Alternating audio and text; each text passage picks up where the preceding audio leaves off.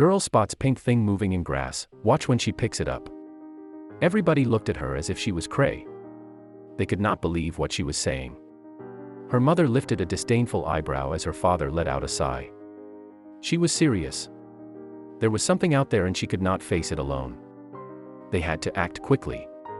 9-year-old Elijah from Lowell, Indiana, was in the middle of her summer break. The days were long and warm.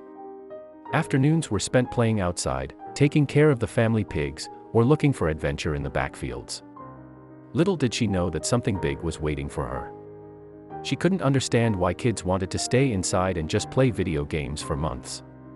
Every time she would complain about it, her mother would just chuckle and call her an old soul. Today was a stroll around the property, looking for butterflies or other interesting insects. As she passed through a thick cluster of bushes, she heard a strange noise from the tall grass ahead.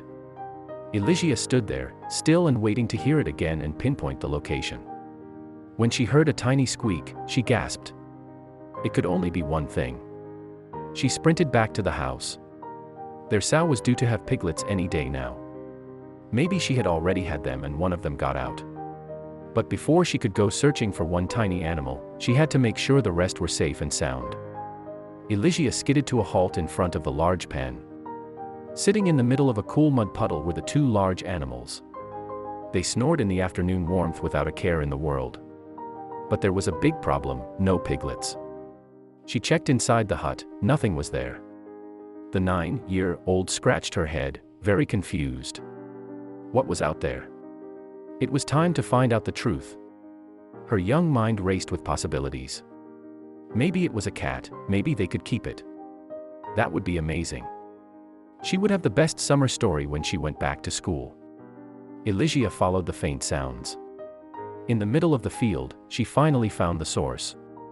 But as she gaped at the patch of soft grass, and what laid there, her mind froze. This was impossible. She reached out to pick up the little pink thing, but then realized she shouldn't. She could hurt it. Her mom would know what to do. Her parents were packing up the car to get ready to leave for evening errands. Elijah sprinted across the gravel, yelling for help. Even after she explained what was out there, it took promises of extra chores to make them believe it wasn't a joke. She had never seen her parents run so fast. In seconds, her mom pulled off her father's shirt, gently wrapped the pink thing up, and cradled it in her arms. It let out a long, loud cry. It wasn't a piglet. It was a baby. A human baby. But why was it there?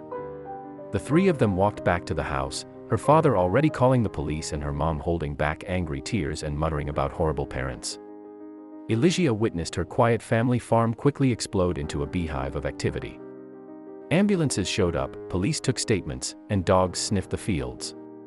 There was one piece of very good news. Despite being less than a day old and left abandoned, the little girl was in very good health. Elijah was even allowed to talk to the nurse just so she could make sure that everything was okay. But where was the girl's mom? Why was she there? It wasn't like the past, difficult conversations they had had around the dinner table. Her mom and dad explained there was no way to know why. Some people were just bad or had really bad problems. But there was one thing they were sure about. It also turned out it was the same thing the entire town agreed on. They all agreed that Elijah wasn't only the girl who found the baby, she had saved the little one's life. She was a guardian angel. The idea made her cheeks turn red. However, they would get even redder in the days to come, when news vans showed up. They all wanted to hear the story. And they all wanted to praise her. She had started the summer thinking she would go to school with the same old stories. But this year, she was going back with tales of one miraculous adventure.